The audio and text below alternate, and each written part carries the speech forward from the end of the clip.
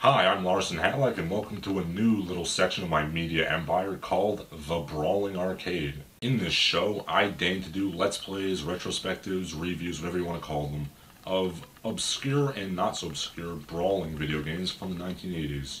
A genre which I have always had a strange bit of affection for, and I don't really know why. It's that strange mix of half-baked oriental lore and senseless violence that just fascinates me as I imagine what it would be like to be a kid playing it back then.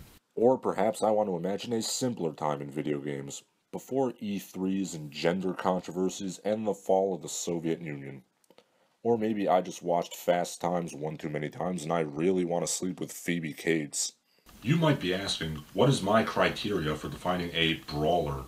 Well, I define it as any game that has some sort of martial arts theme and style that is not a one-on-one fighter. You might be saying to yourself, well, that's kind of broad. And it is, but and finally, my logo is based on Kid Vid, who is and always will be the coolest SOB to ever walk the face of the earth. Or that might just be the 5-year-old me talking. Anyway, Chinese Hero. Chinese Hero is a 1984 arcade cabinet made by the Teo Corporation and licensed for American distribution by Kitcore. It uses the standard raster pixel graphics and follows... what is the story here? Li and Lu save a princess from bad guys.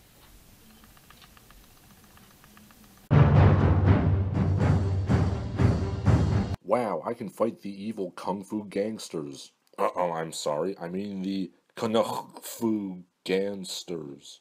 Well, it is the fashion. Before I begin, let me say that the footage I captured is a bit glitchy, and that's because Fraps is the chemotherapy of internet software. It sucks, but it's your only choice.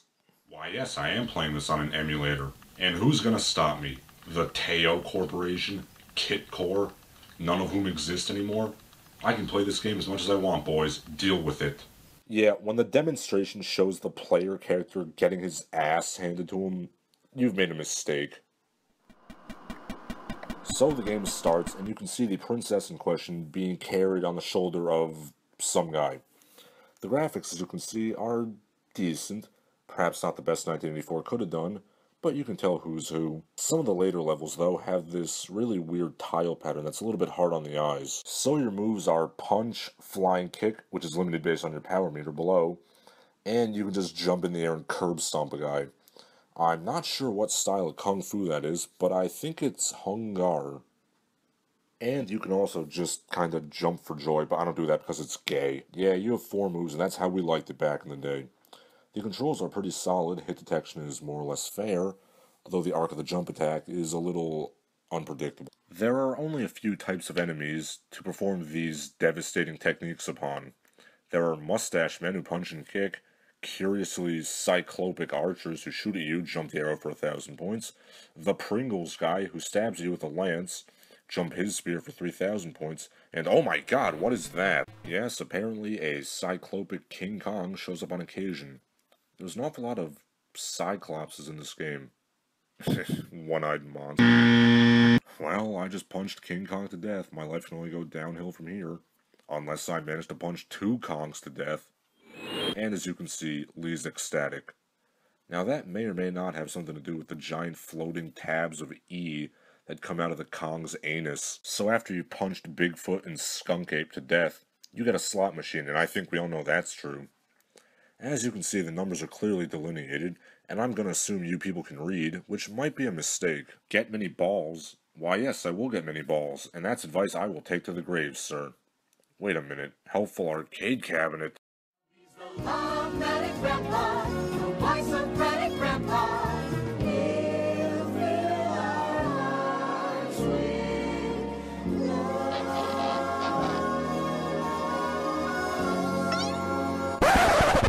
In all seriousness, you rack up the points real fast in these bonus levels. Each ball is worth 10,000. A curious thing to note is that after every level you replenish your lives, but otherwise there's no function for getting extra lives. It's worth pointing out that the music, while not bad, is a little, 1950s rock and roll-ish. Was there a lot of boogie-woogieing in ancient China?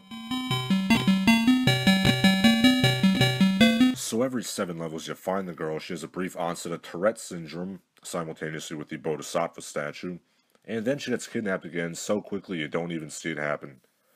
You know, at least Thomas and Sylvia got the hug before she gets kidnapped again. Do you remember when you were a little kid playing on a rec league, soccer, or basketball team, when the coach would throw the balls out all at once, and then he would start launching arrows at you from all directions? No? I guess that was just my team. So I beat the 2 kaijus to death and then I got stabbed by the Pringles guy. Story of my life. There I am, on top, the showcase of the immortals, the Hall of Champions, the dingy laundromat where you would find this kind of game. So that's Chinese Hero. An overall unremarkable but pretty solid little game. I don't know, would you call this a brawler? Probably not. But that's really all she wrote. But wait! Technical support number. Oh boy, boy, boy, boy, boy, boy, boy.